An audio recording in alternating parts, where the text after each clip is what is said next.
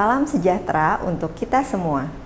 Selamat berjumpa kembali dalam perkuliahan Analisis Fisikokimia Fakultas Farmasi Universitas Indonesia. Setelah pertemuan pertama kita membahas mengenai dasar-dasar kromatografi gas, prinsip pemisahan pada kromatografi gas, cara menghasilkan pemisahan dan kromatogram yang baik dengan kromatografi gas, serta derivat di sampel yang dianalisis dengan kromatografi gas. Pada pertemuan kali ini, topik bahasan kita adalah instrumentasi dan aplikasi kromatografi gas. Kromatografi gas terdiri dari bagian-bagian utama antara lain. Nomor 1, menunjukkan silinder berisi gas pembawa. Nomor 2, menunjukkan pengukur tekanan dan pengontrol laju alir. 3, adalah tempat injeksi sampel. 4, merupakan kolom.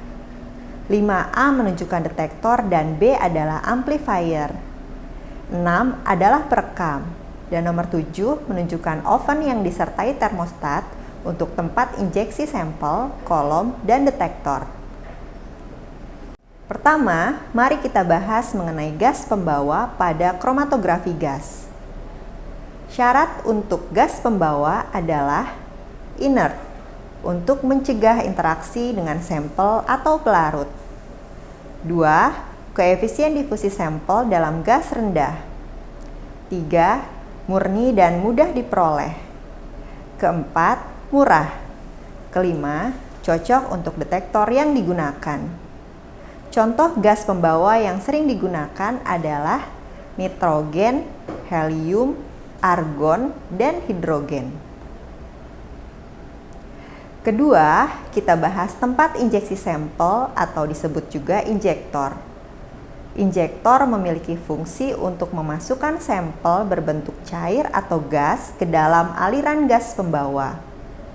Temperatur injektor diatur cukup tinggi, sehingga sampel dalam bentuk cairan secara cepat diubah menjadi bentuk gas. Misalnya digunakan sampai 50 derajat Celcius di atas suhu kolom.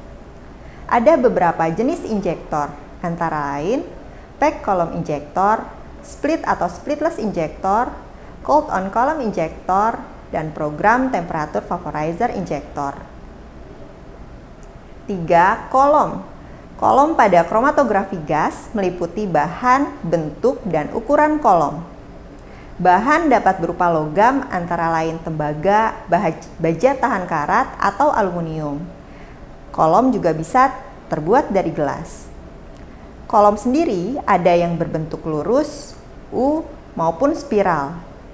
Jenis kolom ada kolom terkemas, kolom kapiler, dan kolom preparatif. Kolom terkemas memiliki panjang 1 hingga 10 meter dengan diameter 3-10 mm. Kolom kapiler memiliki panjang 10 hingga 50 meter dengan diameter 0,2 hingga 1,2 mm. Sedangkan kolom preparatif memiliki panjang 1 hingga 10 meter dengan diameter lebih dari 10 cm. Bahan pengisi kolom terdiri dari penyangga dan fase diam.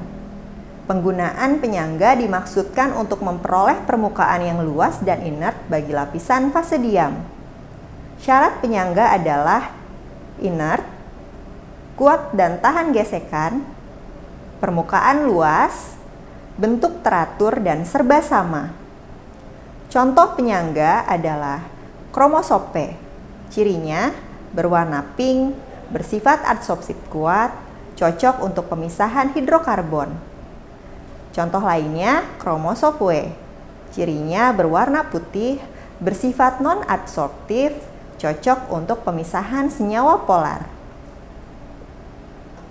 Berikut adalah syarat fase diam pada gas liquid kromatografi.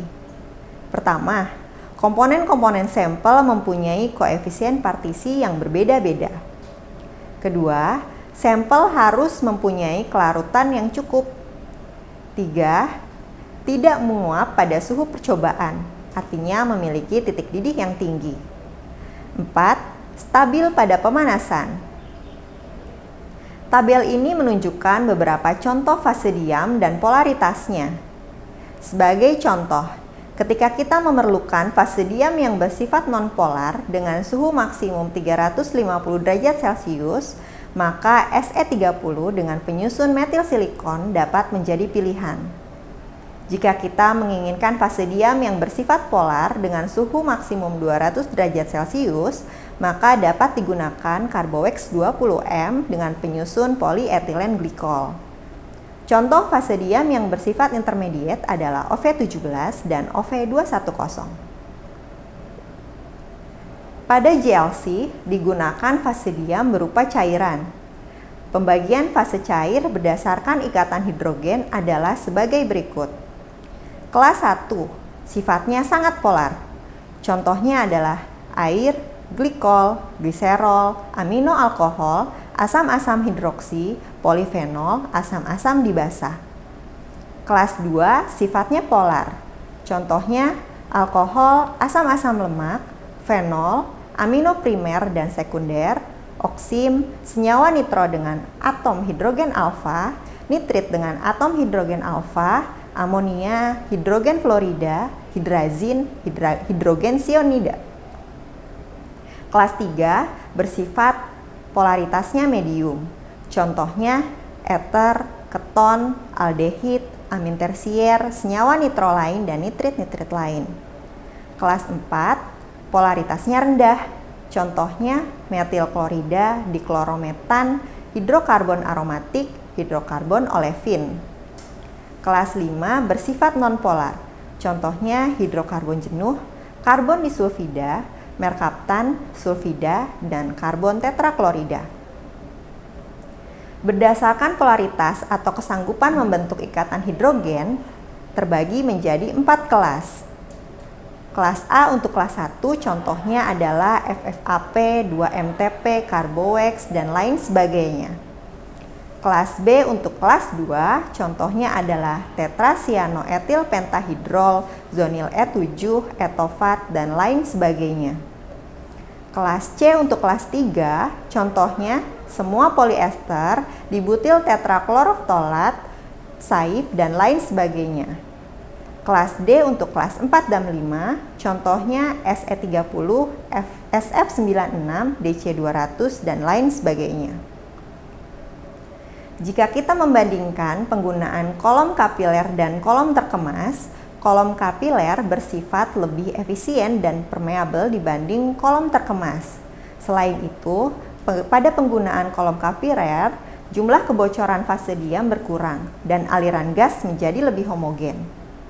Berdasarkan mekanisme pembuatan, kolom kapiler terbagi menjadi 3 jenis. Pertama, WCOT atau Well Coated Open Tubula adalah jenis kolom kapiler yang memiliki fase diam yang terikat pada permukaan bagian dalam kolom kapiler, dan seringkali bagian dalam ini mendapat perlakuan tambahan berupa reaksi kimia dengan bahan tertentu untuk memperoleh tampilan yang lebih baik. Jenis kolom ini dapat dikemas dengan baja tahan karat, alumina, atau gelas. 2. PLOT atau Porous Layer Open Tubula atau SCOT Support Coated Open Tubula adalah jenis kolom kapiler yang memiliki cairan fase diam yang ditambah partikel pendukung padat seperti tanah diatom atau partikel silika yang telah disilanisasi dan terikat pada permukaan bagian dalam kolom kapiler. 3. FSOT atau Fused Silica Open Tubula adalah jenis kolom kapiler yang memiliki fase diam yang terikat secara kimia dengan permukaan bagian dalam kolom kapiler, sedangkan bagian luar silika terfusi dilapisi resin polyimida sehingga akan memberikan kekuatan dan sifat lentur. Kolom ini tahan terhadap suhu tinggi. Tabel berikut menunjukkan perbedaan sifat dan karakteristik kolom FSOT, WCOT, SCOT, dan kolom terkemas. Dari segi diameter dalam, kolom FSOT memiliki diameter dalam terkecil, yaitu berkisar 0,1 hingga 0,3 mm. Sedangkan kolom terkemas memiliki diameter dalam paling besar, yaitu antara 2 hingga 4 mm. Panjang untuk kolom-kolom kapiler berkisar antara 10 hingga 100 meter, sedangkan kolom terkemas panjangnya rata-rata 1 hingga 6 meter. Dari segi efisiensi, Kolom kapiler FSOT memiliki efisiensi yang tertinggi, yaitu bisa menghasilkan 2.000 hingga 4.000 plat per meter. Konsentrasi sampel yang dapat dianalisis oleh kolom kapiler FSOT adalah yang terkecil, dapat berkisar hingga 10 hingga 75 nanogram. Sedangkan jika digunakan kolom terkemas, konsentrasi yang dapat dianalisis adalah 10 nanogram hingga 1 miligram. Tekanan relatif jika digunakan kolom kapiler adalah rendah, sedangkan pada kolom terkemas tekanan relatifnya tinggi.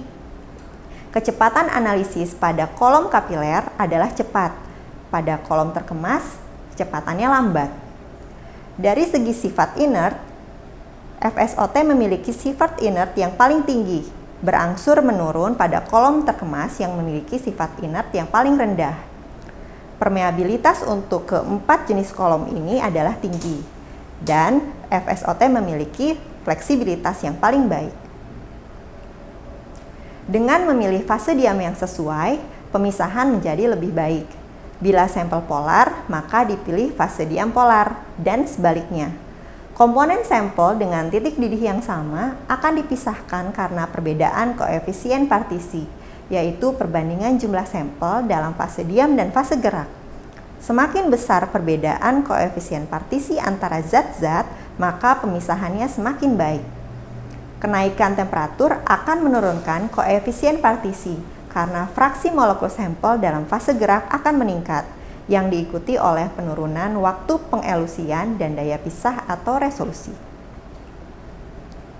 Bagian kromatografi gas lainnya adalah detektor. Detektor berfungsi untuk mendeteksi dan mengkuantifikasi komponen yang terelusi dari kolom. Beberapa jenis detektor pada kromatografi gas adalah yang pertama detektor daya hantar panas, 2. Detektor ionisasi nyala, 3. Detektor fotometrik nyala, 4. Detektor termionik nyala, dan yang terakhir detektor penangkap elektron. Berikut adalah jenis detektor dan aplikasinya. Detektor ionisasi nyala dapat digunakan untuk sampel-sampel hidrokarbon. Detektor daya hantar panas digunakan secara universal. Detektor penangkap elektron digunakan untuk sampel senyawa terhalogenasi. Detektor spektrometri massa digunakan untuk kebanyakan senyawa. Detektor termionik untuk sampel senyawa nitrogen dan fosfor. Detektor fotoionisasi untuk senyawa terionisasi oleh radiasi UV. Dan untuk detektor FTIR untuk senyawa-senyawa organik. Peran pengolahan data dilakukan oleh suatu alat pengolah data atau komputer. Analisis kualitatif biasanya dilakukan dengan membandingkan waktu retensi sampel dan zat baku pada kondisi analisis yang sama. Analisis kuantitatif biasanya dilakukan dengan perhitungan relatif dari tinggi atau luas puncak kromatogram sampel terhadap zat baku melalui metode baku luar atau eksternal standar, baku dalam atau internal standar, maupun standar adisi atau adisi standar.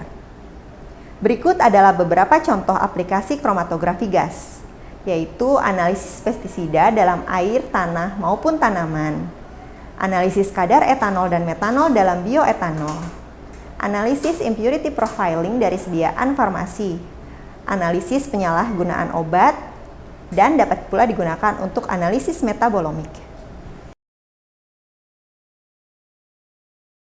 Demikianlah pertemuan perkuliahan kali ini yang membahas mengenai instrumentasi dan aplikasi kromatografi gas. Semoga Anda dapat mengambil manfaat dari perkuliahan kromatografi gas. Terima kasih dan salam sejahtera untuk kita semua.